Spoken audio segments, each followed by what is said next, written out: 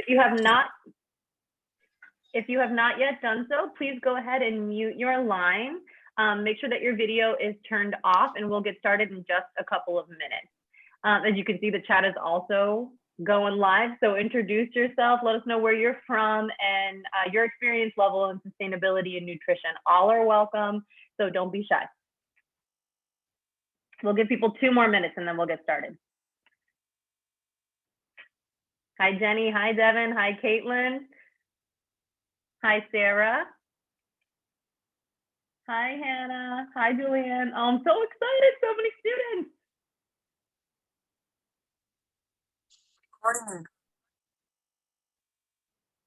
Please go ahead and mute your line if you've not done so yet, and thank you in advance.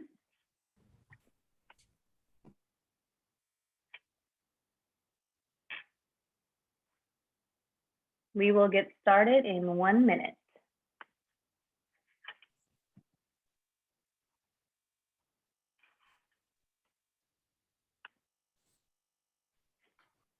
And I'm going to encourage folks to fill out this survey that I will also be putting in the chat. So please feel free to click on it and answer the question that you see on your screen. Perfect. Thank you, Mary.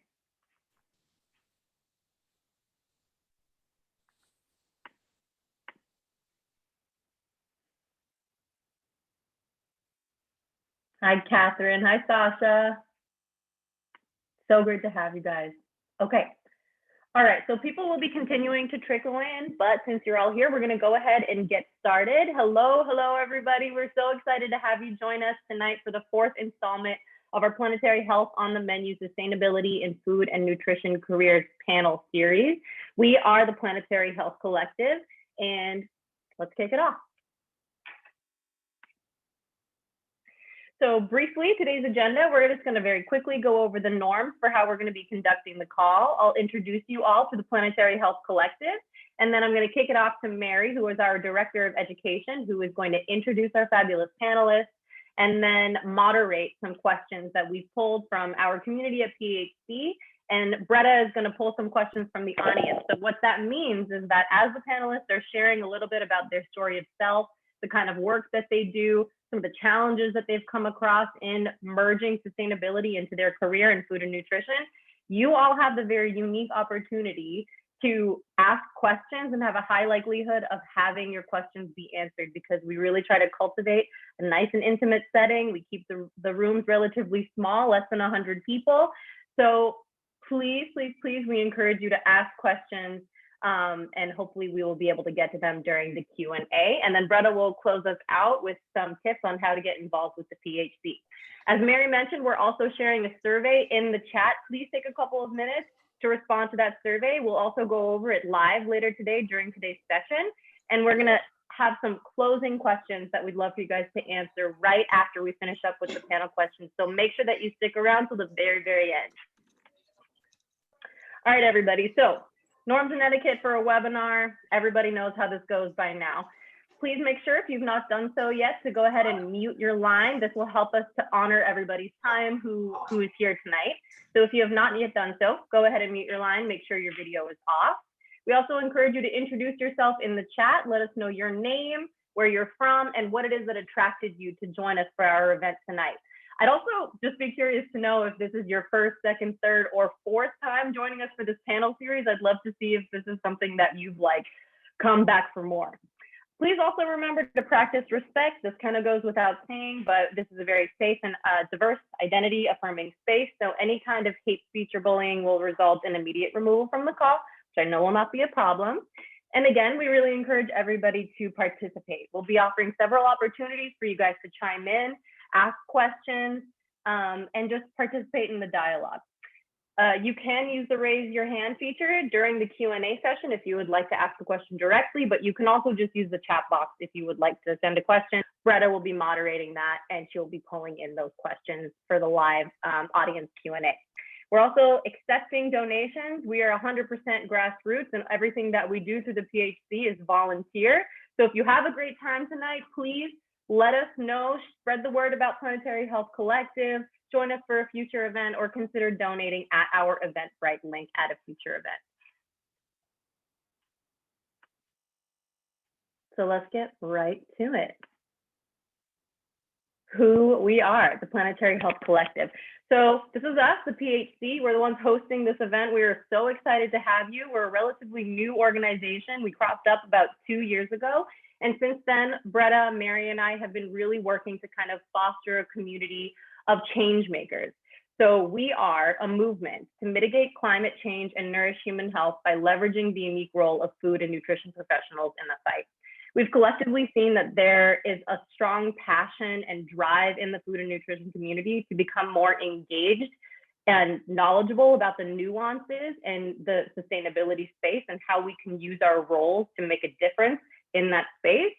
But the avenues to become involved as a food and nutrition professional are sometimes a little bit murky. So we wanted to provide opportunities and inlets for anybody in the food and nutrition world with any level of experience to activate, incubate, and elevate their leadership potential in the food and nutrition policy world for a more just and regenerative, climate resilient future for everybody. So our ultimate vision here is to provide an unparalleled opportunity for food and nutrition professionals to channel that unique passion and their unique skills to counter the climate crisis with intersectionality, urgency, and persistence. So if you are somebody who has had that passion and you have not been totally sure how you want to channel it, you are in the right place. Stay tuned, continue joining us for these events, and spread the word about us. So the 3 parts of our mission are to educate, incubate, and activate our community members. So to educate, we ourselves commit to learning continuously and also to teaching how to connect the dots between food, climate, labor, racial, and health justice so that we can then provide educational opportunities for our community and for our outside of communities, like outside of the PHC communities, so that we can continue to spread this notion that food and nutrition are inextricably linked to environmental health and justice. We also aim to welcome community members of all experience levels. We know this can be very intimidating to get involved in policy work, and this connection between environment and food and nutrition and health, it can feel very big and very daunting, but you don't have to go it alone. So we try to cultivate a community where you are safe and your experience level is appreciated and respected no matter where you are in learning. We also aim to provide opportunities for our community to take action alongside our allies in the fight to forge a path for more systemic change in food and climate at the local, state, and federal levels. So that's us, PHC in a nutshell. You can follow us at Planetary Health Collective on Instagram, or if you haven't followed us yet on Facebook, please be sure to search for us, Planetary Health Collective, to join our group. There are a lot of really high value resources that are shared there often. And without further ado, I will pass it off to Mary, who will introduce our panelists for tonight. Hi, everybody. Thank you so much for joining us this evening or afternoon, wherever you may be. I am coming to you from Seattle, the traditional land of the Duwamish and Coast Salish people, and I'm thrilled to be here tonight to moderate this panel of amazing specialists in their field. The way that we'll be running tonight is we will be hearing from each panel individually for about 5 to 7 minutes. And then we'll start with Becky, we'll move on to Chris, and with Nako. And then I will take some moments to ask some questions of our panelists, which they will answer. And then you will all have an opportunity to ask your questions, which you're welcome to put into the chat at any time during their presentations. And Bretta will take those on and ask those panelists questions from you all. So don't feel shy about making sure that your questions are answered. I know we're all burning to ask these 3 experts in their field questions about what they do and why they do it and how they do it. So before we get started, I wanted to just share the results of the survey. It looks like there's maybe still be some time for folks to actually answer that question if you would, but let me just share the screen real quick just to sort of see what are we looking at here in terms of how people are entering into this discussion tonight. So the question was, how confident are you speaking about sustainable food systems? look like the majority of you are feeling not very confident or somewhat confident. And there are a few folks out there, oh, it's going up a little bit more, who are feeling very confident. So hopefully today is an opportunity for you to increase your confidence or to feel inspired to increase your confidence after we hear from these three speakers. So let me stop that share and move on to introducing our first speaker. So our first speaker is Becky Ramsing. Becky Ramsing is a senior program officer at the Johns Hopkins Center for a Livable Future, where she oversees research, communication, and programming to facilitate a shift towards sustainable, healthy diets globally. She also manages the center's science advisory role to the Meatless Mondays campaign. And I will ask all of our people participating in the webinar tonight, if you can please turn off your camera so we can make sure to feature the speakers who are speaking this evening. That would be very helpful. Thanks so much. Becky, take it away.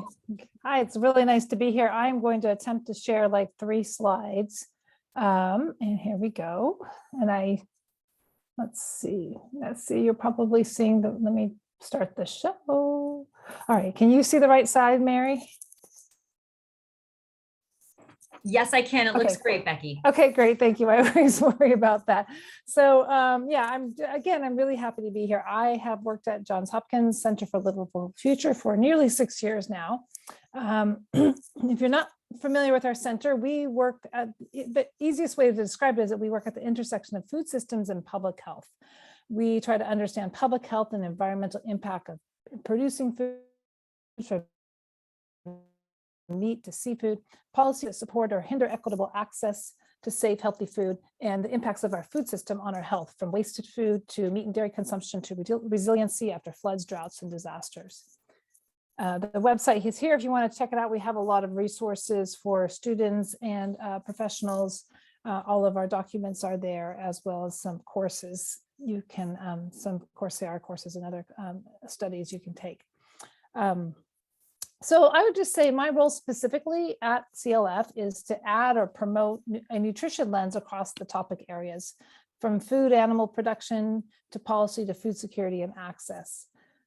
I also work on promoting healthy, sustainable diets through communication, research, partnerships, and our role as a science advisors to Meatless Monday campaign, as Mary mentioned.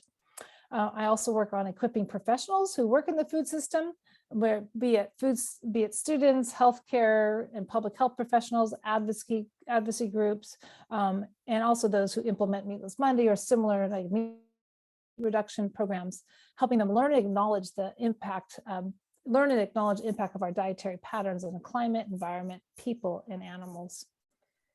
So a little bit about my path. I was interested in nutrition pretty early on in my studies. And so really as an approach to helping people with hunger and health issues. And I felt like nutrition was a good approach for that. I got a degree in nutrition from the University of California, Davis, and then did my dietetic internship right after that at a Harvard teaching hospital in Boston. So in my early work and training, it was in a clinical setting.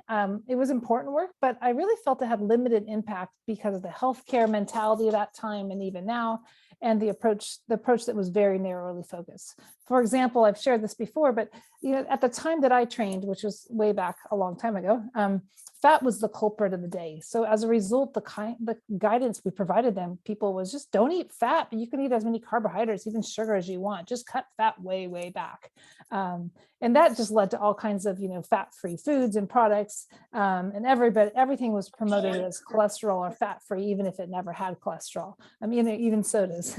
So, but then after that, from fat, nutrition guidance kind of shifted to trans fats and then sugar. And so finally, all carbohydrates were bad. And then we have these single nutrient focused diets that miss out on whole grains, fruits, and even vegetables, and then promote processed nutritionally deficient products instead. So even now we have an overemphasis on protein that has given way to new processed products to meet consumer demands. So, it's changed somewhat, but we really need to be aware of that in our practices. And then at the time when I was practicing clinically, nutrition was really not being prioritized in medical settings. It was, and still often is, secondary to treatment. So this made working across disciplinary, across disciplines with this coordinated approach to nutrition really difficult. And dietitians were kind of often on their own to figure that out. So I did that for a few years, 4 years, and then I had the opportunity to work internationally, actually in Tanzania, East Africa, in a healthcare setting, working with diabetes patients along with doctors and nurses there. I really valued working across disciplines there. That was my first time I really felt like we were working as a team, or we could better, and we worked on preparing nurses and doctors to ask questions and address the diseases more holistically and more patient-centered.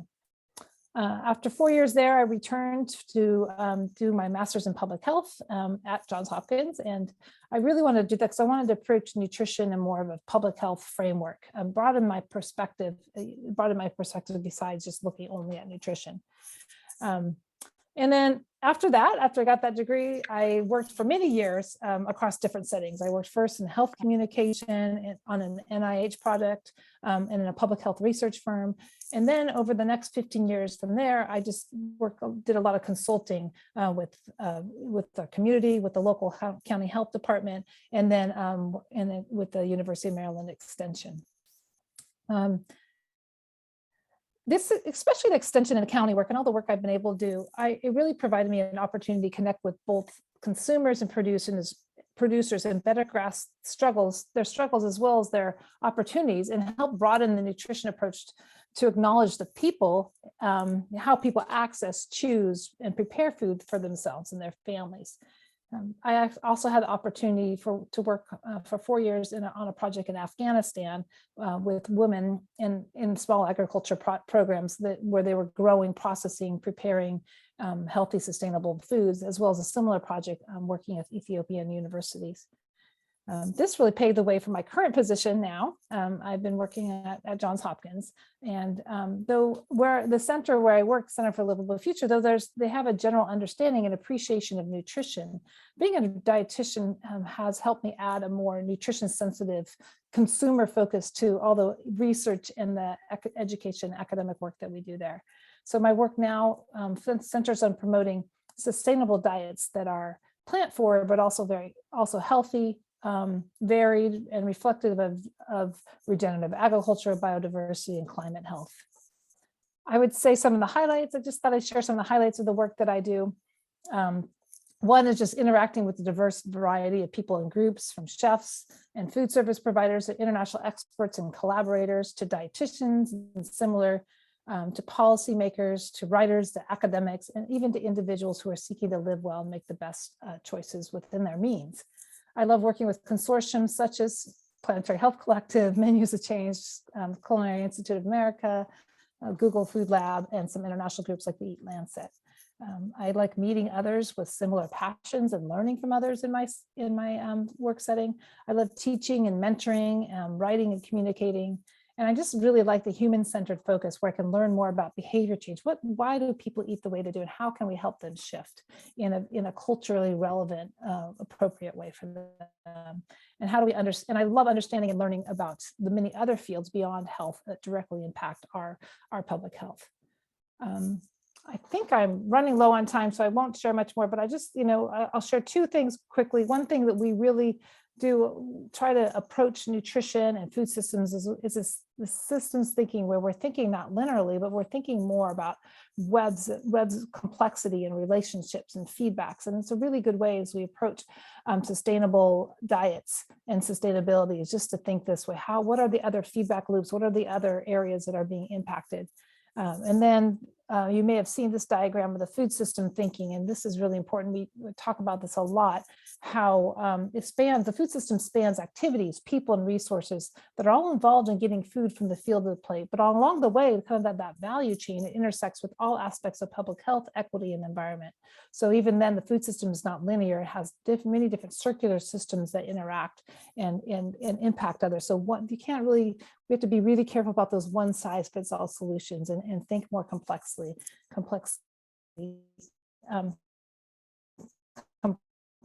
Have more complexity. Finally, I'll just say, I just love how nutrition plays a key role in all these areas. And I think as health professionals, we really are key because our unique training, because we can communicate, we can facilitate, and we can equip consumers to make the shifts that are needed. So really great to be with you. And I will stop sharing and pass it on to the next speaker. Thank you so much, Becky. Really great to know more about what you do, and I'll be asking some follow-up questions. And as Bretta put in the chat, and I concurred, there are some fantastic free courses on Coursera given by the Center for a Livable Future at Johns Hopkins University, and they are just a fantastic primer. And I will also give a shout out to this textbook, which I teach with from the Center for a Livable Future, which I absolutely adore. Introduction to the U.S. Food System. Without any further ado, let's invite our next guest speaker, panelist, to speak. And this is Chris Vogliano, who I've had the pleasure of working with back in 2015 to 2018 approximately. Now he is a technical advisor of food systems with United States Agency for International Development Advancing Nutrition, otherwise known as USAID-AN, where he is currently working on adapting the first ever global diet quality monitoring system in partnership with Harvard University and Gallup World Polls. Chris is also the co-founder of Food and Planet, a 501c3 aiming to empower nutrition professionals to become leaders in the sustainable food movement. Welcome, Chris, and take it away. Great. Thank you so much, Mary. And it's so good to see you and see all of you. I've been watching the chat and seeing how many students and interns are here. It's so exciting. I remember many moons ago when I was in your shoes, and the field has progressed so much since even in the past decade. So a really exciting time to be a dietitian. Thanks to Planetary Health Collective for having me. I'm so excited to be here. Been looking forward to this talk.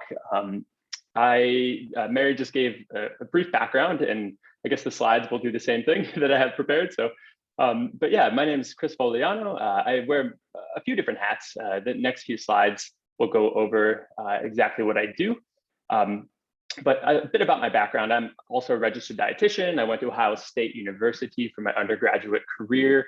And then I did a combined master's program, dietetic internship at Kent State University in Ohio. After that, I actually realized I wasn't really meant for the clinical setting. I worked in the hospital for a bit and realized, I feel like we need to work upstream from people getting here in the first place. So that's what really kind of led me down the path of looking at food security and food systems, working with lower income populations. So I actually worked at the Greater Cleveland Food Bank as my first job out of graduate school as the first nutrition manager, basically just trying to increase access to healthy foods across a third of Ohio. After that, I worked with the Academy of Nutrition and Dietetics as a research fellow. It was agriculture, nutrition, and health research fellow. So it was kind of linking agriculture with nutrition and health, kind of those cross-disciplinary linkages, which is really exciting. But now I wear different hats, and I'll go through that a bit. So I just finished my PhD in New Zealand. I decided to move abroad to get some international experience, and I really wanted to work with a professor in New Zealand named Professor Barbara Burlingame, who is a leader in sustainable food systems. And so I was able and had the opportunity to work in Solomon Islands, which is where I did the majority of my research. And this was in partnership with Bioversity International and the United Nations Food and Agriculture Organization. If you're interested, you're welcome to check out the publication, the link, the citations at the bottom. But really here, I really focused on, and the team really focused on scaling up agricultural biodiversity for improved nutrition and health outcomes. It's interesting because Solomon Islands is actually a biodiversity hotspot, but the diets of indigenous peoples are undergoing a rapid transition, giving rise to some of the highest rates of NCDs in the world. And one example I always love calling out is this fe'e banana. You can see right in the middle of the screen here. This banana is a local banana in the Pacific, and it actually has 100 times the beta carotene of a typical Cavendish banana, which is just incredible. So rather than using supplementation or other means to improve nutrition, we could find food-based solutions through diversifying our food systems. I also want to give a shout out to the book, this Indigenous Peoples Food Systems book, where the work that my team worked on in Solomon Islands actually made it into a chapter of this book. So it is a free download, highly recommend reading it. It actually just won Hallberg's award, a global sustainability award for best sustainability book of the year, which is really exciting. So definitely go ahead and check that out. My current job, my 9 to 5, or it all blurs together at some point, is at USAID Advancing Nutrition. And here I am a technical advisor of food systems on a team dedicated to food systems, as Becky was just mentioning, not that linear model of thinking, but a more systems-based approach. So it really is multi-sectoral nutrition programming and research to help improve food systems and health systems in low and middle income countries. Some of the work we're working on is looking at food environments in low and middle income countries, engaging youth in food systems, as well as the Global Diet Quality Project, which Mary mentioned in my bio. Really excited about the Global Diet Quality Project, as it is a really unique project led by Dr. Anna Herforth at Harvard University and in partnership with GAIN, Rockefeller Foundation, GIZ, and USAID. And really, this is the first ever attempt to develop a global diet monitoring system, which basically we are adapting a 5-minute tool that can be administered to any adult. And these tools are adapted to each country depending on which types of foods are commonly consumed in that country. So we've done over 550 key informant interviews from around the world. So I've been on Zoom quite a bit over the past year and a half, learning about different foods and different cultures around the world, which has been really exciting. In 2020, Gallup World Polls is, and 2021, Gallup World Polls is implementing this survey in 45 countries, and in 2022 there'll be another 50. So by the end of 2022, we'll have data of that diet quality and what people are consuming of over 90 countries, which is the first time we've ever had such consistent data on nationally representative scale. So that's really exciting. I'm happy to share more about that in the discussion. Trying to stay on time here. I'm also a co-founder of Food and Planet, as Mary mentioned. We're very good friends with Planetary Health Collective. We are a 501c3 organization with a mission to empower 1 million health professionals by 2025 to become leaders in promoting healthy and sustainable food systems. This is our 4D or 4-dimension framework, which we feel contains all the essential dimensions of sustainable diets: the sociocultural, economic, planetary, and nutrition. So, one thing that we really feel at Food and Planet is that nutrition professionals, including registered dietitians and medical professionals, are well positioned across the food system in healthcare and food service, community, education, research, policy, private practice, and really are an underutilized resource and a leverage point to really engage the public and accelerate the adoption of more sustainable diet patterns. So feel free to check out our website at foodandplanet.org. Website refresh is coming soon. You can still sign up, but later this month, we'll be dropping a new website. You can go ahead and follow us on Twitter if you'd like. I do want to mention just briefly that we have made, over the past year and a half, we've done quite a bit. We did a Sustainable Food Systems Masterclass in 2020, which around 8,100 dietitians from America took, which is around 12% of the US dietitian population. We've also hosted roundtables, idea labs, and most recently, we just published a white paper on how to empower nutrition professionals to become leaders in the sustainable food movement. And I will go ahead and put the link in the chat after I'm done presenting, so you can download that white paper. It's totally free. Yeah, and I think that's it. I hope I stayed on time, but it's so great to see all of you, and I really look forward to the discussion and hearing the next speaker. So thank you so much for this opportunity. Thank you so much, Chris. And I can't emphasize enough what an incredible gift the white paper is to all nutrition and medical professionals out there in terms of having a greater understanding of the role that we can play and the tremendous need for professionals like us to come into the circle of this conversation. So thank you for that. And I'm so glad you're going to put that opportunity to download that paper in the chat. All right, without any further ado, let's have our last speaker, Nako Kobayashi. She is an associate on the Food and Forest team at Ceres, a sustainability nonprofit that advocates for sustainability leadership among the world's most influential institutional investors and companies. She leads the development of science-backed guidance on topics like commodity-driven deforestation and agricultural greenhouse gas emissions to support investor engagements with food companies to drive the business transition to a lower carbon economy. Nako, thank you so much. I'll let you take it away. Hey, thanks so much. And so I actually don't have slides, so I'll just talk a little bit about what I do in my background. So as you just mentioned, I work at Ceres. We're a sustainability nonprofit based in Boston. And really what we do, our bread and butter, is to leverage the influence of institutional investors.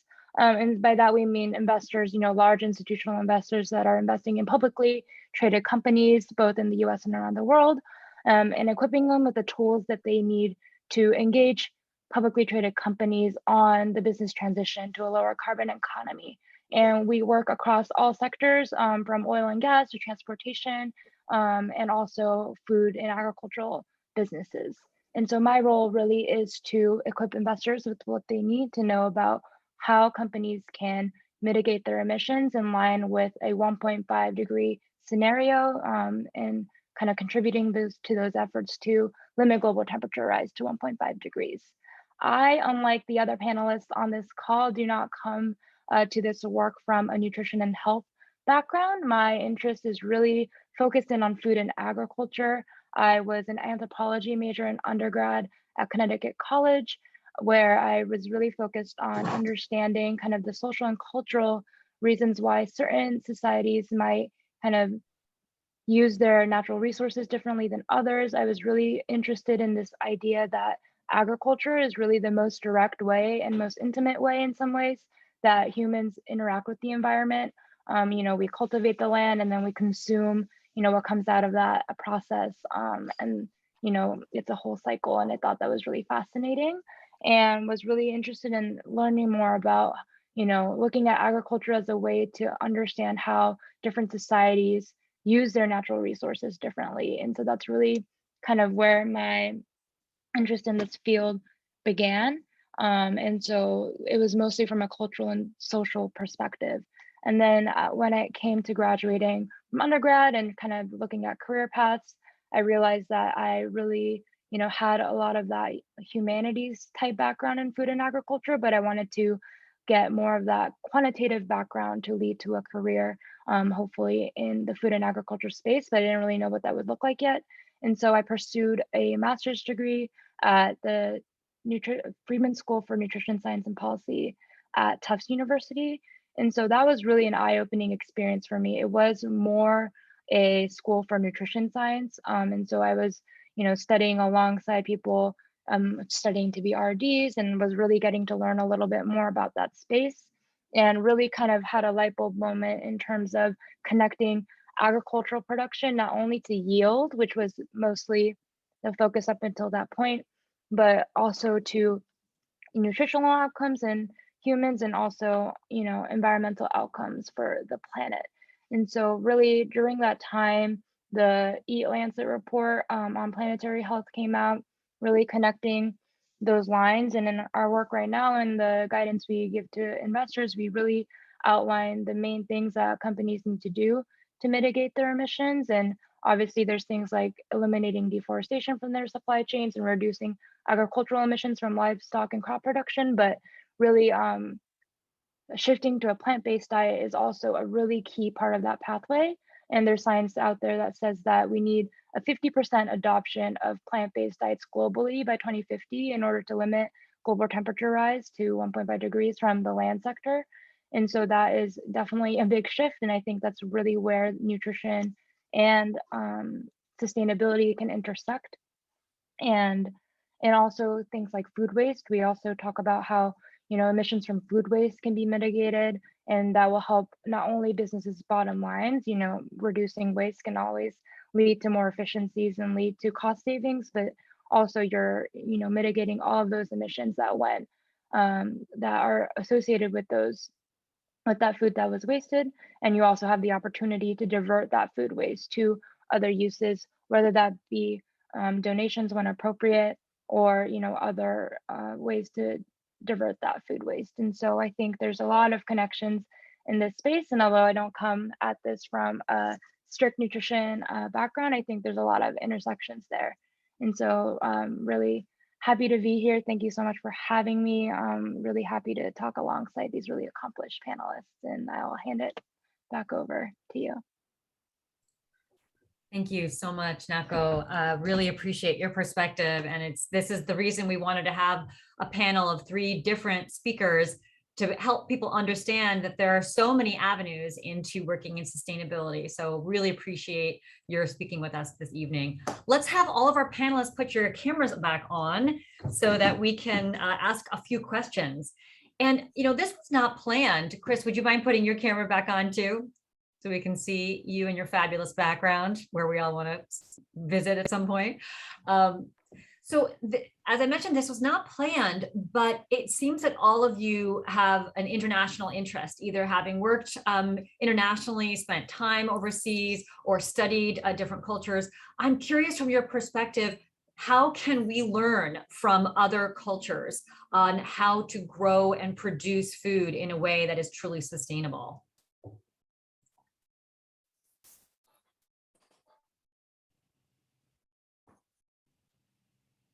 Becky, go for it, since you're the one who's unmuted right now. Oh, I was waiting for Chris. I figured he had a lot more work on that with his projects. I mean, I think there are a lot of opportunities you can learn, I would say, without even traveling. We are blessed in the United States to live within, many different cultures. And so I think, learning about food in other cultures, meeting people, and, learning about different cultural diets, where the food comes from.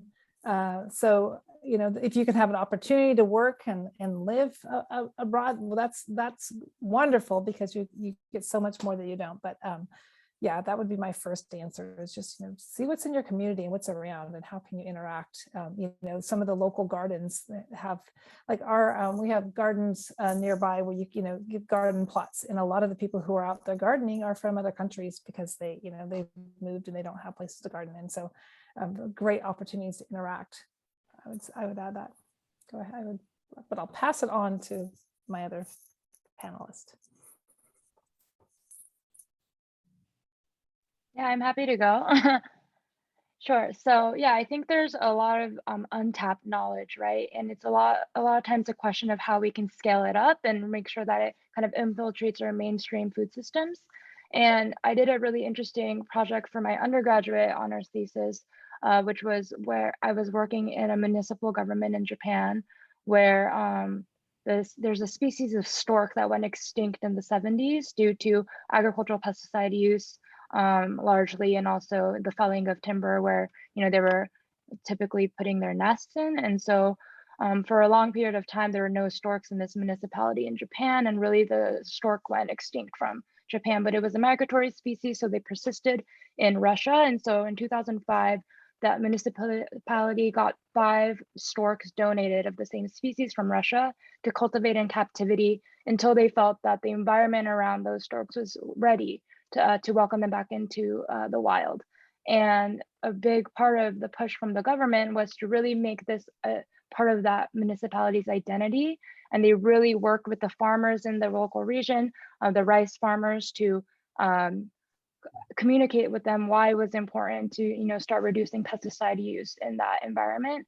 And eventually it got to the point where we were able to release the storks into the environment. And it went from those 5 storks to then that environment was so nice and accommodating to the storks that eventually more species were migrating. And now there's, I think, over 400 of those storks living free in Japan. And so it was a really interesting success story that, there's a lot of kind of going back to, I guess, the way that rice production was done in that region prior to kind of that green revolution, introducing pesticides into those systems and really respecting that, but also kind of the willingness of the government to take that on and kind of make it that municipality's identity, I think is really important. So I think there's a lot of untapped knowledge, and it's just a matter of finding ways to engage policymakers and businesses as well. It became a big pull for that whole municipality. It helped create ecotourism for that region, and so it's really just tapping into those opportunities, I think. Wonderful. Thank you, Chris. Yeah, sure. Those are great answers. Yeah, I was just going to say, food, everyone eats, and food is kind of the a window into culture. Doing these country adaptations for the diet quality questionnaire honestly has been one of the highlights of my career because it is an opportunity to speak to people like to their heart. Um, and I'm interviewing like really busy people, and they're really busy. And at first, they're a little bit apprehensive to talk to me, or they're like, how long is this going to take? But once we get into the conversation about food and their diets, they just open up, and it's like we bond over the Zoom call. It's amazing. So as Becky said, just trying new foods, exploring cultures, being culturally responsive, and in understanding food ways of different cultures, and integrating that into our practice, particularly when we're working with people from different backgrounds. America is so incredibly diverse, and we have such a wide patchwork of folks here, and it's amazing. So yeah, I would agree with both panelists. Thanks so much. Thank you. Next question is in terms of working across sectors. So Becky, I know you mentioned working with a lot of different groups and individuals, from policy to different organizations that are non-nutrition related. And Chris, I know you've also worked with different groups. And Nako, you are not in the nutrition world per se as a dietitian or a nutrition professional, but I would love to hear from your perspective, again, what is it like to work across the sector with nutritionists or people in that profession? And Chris and Becky, what is it like for you, and how is it valuable to work with people who are not in the nutrition field? How is that galvanizing and amplifying your message? Yeah, when I started at my graduate program at the nutrition school, I really it really opened my eyes, and I kind of questioned why I didn't really see the link earlier between agriculture and nutrition, even though obviously, we produce food in order to consume it, and that has a direct impact on nutrition. But from an agricultural perspective, most of the time the questions are usually around, how do we improve yield? How do we, stabilize supply chains? And it's really disconnected from the conversation around nutrition, or it has been historically. And I think that is a huge issue. So I learned so much from that whole space. And I think there are a lot of ways that companies have already sort of adapted to, new regulations around nutrition, whether it's product reformulation and that kind of thing, that I think can really translate to how companies might then take a similar approach in mitigating their emissions. And so we do talk about, how can companies, invest in R&D to reformulate their products so that they have a lower emissions profile, that kind of thing. I don't think I would have had that sort of idea or that train of thought had I not, worked alongside nutrition professionals. So I think there's a lot of synergies there, and obviously we're all sort of going towards the same goal. So. Excellent, great perspective. Becky and Chris, what do you think? Yeah, I can chime in. Yeah, thanks, Nako. I appreciate that perspective. I just point from experience, actually today, I was giving a workshop to some colleagues in Zimbabwe, and there were some technical nutrition specialists on the call, but a large number of agriculture technical specialists on the call. And I was giving a presentation on dietary diversity and the importance of diet diversity, and then also food composition and nutrient composition and how that relates to health.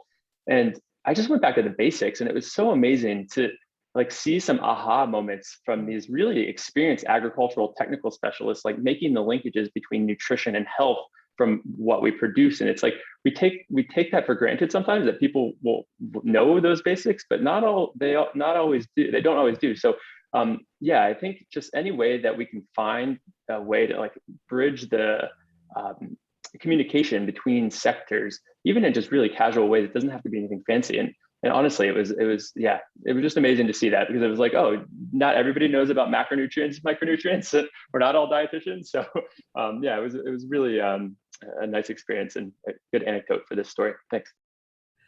Love that just happened to you hours ago. Becky, what do you think? Yeah, I really appreciate it. I think one thing is that everyone has a different approach. And so understanding their approach, they come at things differently. So for example, I mentioned in Tanzania, we were working in a very resource poor setting, and the health of the doctors and nurses were really want to just get the medication to the patients, and I think I was able to bring in this perspective, like what's happening with the patient. Do they know what this medication is for? Do they know the diet they're supposed to eat? What are some of the misconceptions? And so those are where these approaches can be additive to give better care in a patient level. I think working with policy has been something, as a dietitian, sometimes you just don't want to deal with policy, but I've appreciated working with policymakers and people who are in policy, understanding the impact the policy has on the broader food environment and how important that is, for even promoting nutrition. So you can't just tell everybody what to eat. We know that education, has its limitations, and we have to balance it out.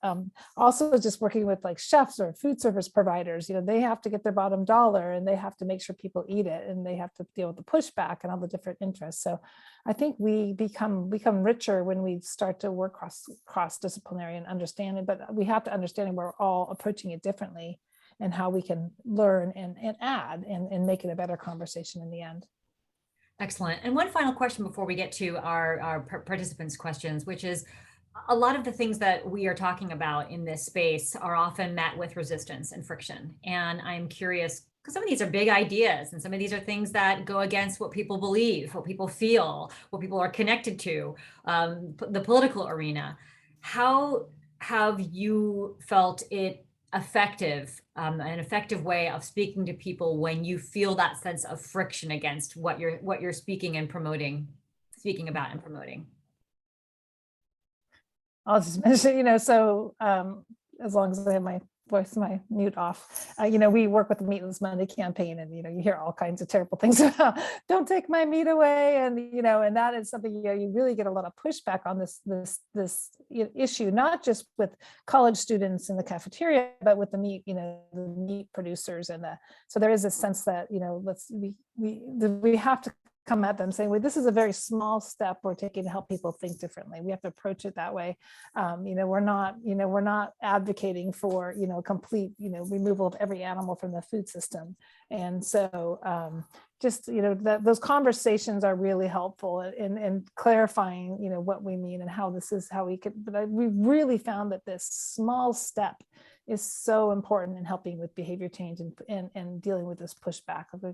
And, in terms of diet, you have to get food that people love. And so getting people to shift diets, if they don't really care what's in it, if it tastes delicious. And so working on the culinary aspect of it, again, working cross-disciplinary has been very helpful on promoting delicious food and promoting the taste and see what people want in consumers. So I'd say understanding the consumer, really pushing small steps, and really, making sure we're not, having this message of all or nothing. Excellent. And we just have about a minute or two to Sorry. No worries. It's all good. It was a great answer to answer that question. So if you could take just about 30 seconds to a minute to do that, that'd be great. Yeah, I'm just chiming in really quick. I'm reading a book from Catherine Hayhoe right now. She's the director of the Nature Conservancy, and it's about healing in a divided world. And I just love her message that it's like, we need to find common ground, similar to what Becky was saying. It's like finding food through and a common ground through taste and tasty food is really what's going to bring people together, things that matter to them locally. Talking on these global levels doesn't really resonate with everyone. You have to bring it home, bring it to their, bring it to the backyard, bring it to their neighborhood, their community, and how it affects them personally. And that really will help facilitate change too. Thanks. Bring it to the back. And I can go really quickly. Yeah. So, I think I bring a little bit different perspective. So, we're working with global investors that are moving trillions of dollars in assets under management every day, and have a lot of control over sort of that top down of what needs to happen to get businesses to kind of change. And so that can trickle down into, what consumers are seeing on the grocery store shelves. Obviously, we see a lot of friction every single day. And I think it's really about knowing your audience and kind of speaking the language that resonates with them. And so, framing climate change as a big financial risk, even though I personally sometimes hate having to talk about these issues that affect us all, on a personal level in terms of money all the time. This is how kind of the businesses operate. And so translating, deforestation, biodiversity loss into material financial risks that will move companies, that will compel them to act and reduce the impact of their supply chains, I think is, not always easy, but is definitely a tactic that we use a lot. Thank you so much. And I will turn it over to Bretta to take some of our questions from our audience. Thanks to all of you. All right. Thanks, Mary. I'm running the back end, so I'm making sure I get everything set up right. We had a ton of questions in the chat for you guys, so thank you for all the insight. Quite a few career questions as well. So someone in the chat asked, what types of experiences do you feel like have been the most impactful for your learning and for the trajectory of your work career? So I'm just gonna start at the top on mine, and it's Nako is first. And do you have any perspectives on that? Sure. For me, my interest has always been food and agriculture. So I think the most influential experience for me was going out and working on farms. I spent a couple of years like just working on farms, on organic farms, on an organic vineyard, and really using those experiences to really understand the work that goes into that. And I think that's helped me kind of hone in on any guidance that we provide to companies into, and really thinking about what the change on the ground needs to happen. I don't think I would have necessarily had that experience had I now just gone out to the field and seen it myself and just like gotten my hands dirty. So I would say that was really important for me. Awesome. And do you have any tips on how people might be able to find like work or experiences like that? Sure. So I did the woofing program, WWOOF. I think a lot of people do it. I think it's a really accessible way. You pretty much just, pay for your own plane ticket, and, you get accommodations provided, and you can work for however long you want. You kind of decide that before you go. So that was how I did it. I also did one where, I happened to be living somewhere where there was a local farm nearby, and I got a flyer that they were starting a CSA, and I just like went out and asked, you need help, and most of the times farmers always need extra hands. So I would say just reach out to a local farmer. There are a lot around. So. Awesome. Thank you. And Chris, what experiences have been the most impactful for you? Yeah, thanks. I would say the first thing that comes to mind is working actually just within the community, working at the food bank, working at Campus Kitchens project in graduate school, and really talking to community members about their trials and tribulations of accessing healthy diets. It's like we come out of school with these rosy colored glasses of how to get people to eat healthy and eat nutritiously, but when we don't understand the context, it's really hard to apply those lessons. So really getting out into the communities, into the field, wherever your passions take you, to really understand, as Nako said, firsthand, like learning how farming works, learning how people access foods in their communities, if they can even access healthy foods. So all of those sorts of things. I think just community engagement would be my advice. Yeah, thanks. Awesome. I think that's great. Yeah, learning about the people you're trying to serve is definitely helpful. Especially when you're going to ask them to change their diets a little bit, maybe. So cool. Thank you. And Becky, how about you? What experiences have you found impactful? Oh, you're muted. I totally agree. Like getting your hands dirty and being with people are really the experiences that I think are so important, and going through the process with them of maybe if it's preparing food or growing food and seeing the experiences and the struggles they have. I think one of my most, all my career long years, probably my most impactful one was we were working with an after school program and on a curriculum and helping these kids. They were, they would have nutrition lessons and they would grow some food and prepare some food. And we had a parent meeting, and the parents were coming to us and saying, my kids are bringing home these foods we have to make, recipes we have to make. And they were, they loved it, but they were like, the kids were coming home with excitement. And these were, in families that, didn't have a lot of resources, didn't have a lot of time. And they were simple, but the kids were helping their parents along on this journey. And I think that was, really impactful. I think it's the same when I was working with these women in Afghanistan and just being with them and experiencing, hearing their stories and sitting there with them and having them show me how they think I should cook, and I showing them what I should. So that interchange was great. So that is really, the more experiences, the more you can just sit with people and understand them, the more it benefits us as well, and we become better professionals. Awesome. Amazing. I'm going to leave this next question kind of open for everyone. I'm not sure you all have an answer, but I want to definitely give everyone the opportunity to answer it. So the question is, I'm looking for a career combining nutrition and public health as well. How can nutrition be implemented in public health framework besides researching on diet and lifestyle? So are there any other ways that you see kind of nutrition and public health kind of merging outside of just research?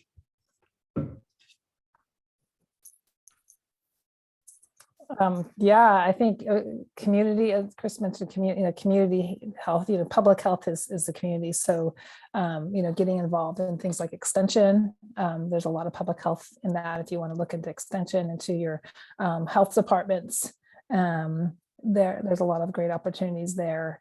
Groups that do, advocacy groups or, nonprofits that do nutrition education or government sponsored.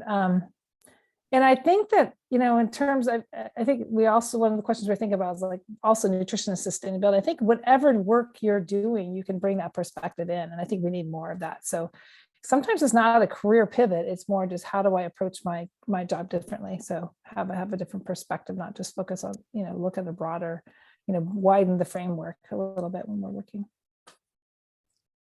Definitely. I think that's a lot of it too, right? Just incorporating sustainability and food and nutrition into what you're already doing is huge. Cool. All right, Chris, I saw you unmute. You want to share your perspective here? Yeah, just a quick perspective here. I think the field of dietetics is expanding rapidly from what it was. And oftentimes public health and community centers and food banks don't even know they need a dietitian yet. So I would really just really advocate for yourself and say, I bring these skill sets, I would help this way, and just really put some feelers out. I think there's opportunities that may not even be advertised on the internet and in the public health space and within the community. And as Becky said, the extension service is great. Food banks are great. Regional food banks. You can go to feedingamerica.org, Campus Kitchens Project, those sort of community service engagements. Yeah, thanks. Awesome. Perfect. So I did want to touch on this and just kind of each of your own thoughts on this, because I know it varies and I know that kind of every organization has a different philosophy here, but we did have someone ask if you could explain exactly what sustainability is to you and how you feel like food and the environment are linked. I know you kind of touched on it throughout, but I thought we should just get really clear for our audience. We'll go ahead and start with Daco again, because you're at the top of my screen. Sure. So, because we work in kind of that investment framework, we talk about ESG a lot. So that's environmental, social, and governance. And so how companies can address, the environmental impacts, the social impacts, and, make sure that there's clear governance within their business structures in order to make sure that that all happens and there's accountability. That's sort of the lens through which we are looking at sustainability. And our really goalpost right now in terms of climate is that 1.5 target for limiting global temperature rise to 1.5 degrees. So for our team, that's really the focus, but obviously sustainability is much more than just emissions. So water is another topic area we work on, and biodiversity, preserving forests. There's a lot of other lenses to look at it, but really we just look at it as how can we make sure that from our perspective, that businesses can, like investors are really investing for the long-term kind of benefit of their clients, right? So they're really interested in making sure that the investments that they make today will be valuable in 5 years time, 10 years time, 15 years time, 20 years time. And so that's sort of the narrow lens in which we as an organization are viewing sustainability. Awesome. Perfect. And Chris, how do you guys kind of see sustainability and that connection between food and the environment? Yeah, is this from a career perspective or just in general? I think just in general, and how when you're making recommendations and even, maybe what you guys found in the Food and Planet white paper, but what's kind of that goal that we should be aiming for? Yeah, that's a good point. I think the way I think about sustainability in health and food is just diversifying our plates. It's not one food that's going to fix this. It's really a diversity of foods and grown in sustainable and ecological ways But eating corn, soy, and wheat, which makes up what 50% of our global calories right now, is not sustainable nor climate resilient. So as dietitians, we do have the opportunity to really advocate for diversity within our food system. Awesome. And Becky, what are your thoughts on that connection and kind of what we should be aiming for? Yeah, there's 5 things I can use to describe or 6 maybe this sustainable diet. One that's nutritionally viable, that meets, and I see someone just put the tag tau, and that's a great definition that just went up in the chat, and I was going to say that as well, but no, I don't have to. But one that is nutritionally viable, meets nutrition needs of both of those who are dealing with overnutrition, undernutrition. So nutrition viable, ecologically sound. The way we grow food is not damaging the environment. We're able to continue to grow the environment, the climate, soil, which is so important for healthy crops. One that's culturally acceptable, one that's affordable for all, one that's physically accessible, that people can actually access that of all members of a family or community, and one that's fair and equitable, especially to the workers in the food system. So I think if we have that lens, those kind of 6 areas, it helps us kind of understand what a sustainable diet is. Awesome. Thank you so much. And thanks to all our speakers. We did have a couple more questions, but we are out of time. And I think some of them also you already touched on as well. So you guys covered a lot and I really appreciate that. So we're going to go ahead and wrap it up, but thank you guys again. Thank you. Yeah. Can I just share the screen to show folks the answers to some of the questions that we just asked? So you can see here, many of you are feeling more confident about how you can incorporate, and some of these other numbers are great info for us about how to continue to develop these panels. Looks like many of you feel inspired to become more involved, and many of you are planning to seek out further education on sustainable food systems. So thank you for filling that out. It's wonderful to get your perspective. And don't forget, if you haven't already connected with the Planetary Health Collective on Facebook, I will send out the link again, and on Instagram, we're at Planetary Health Collective. So look us up. The Facebook group is seriously a wealth of resources. And if you're still wondering, like, I just want to learn more, there's plenty of resources there. So definitely check that out. We will also be hosting one more career webinar. We might bring it on into the next year, but one more this year in November. So make sure if you haven't already signed up for that Eventbrite, we're going to have a different group of speakers there, and it will be just as fantastic as tonight has been.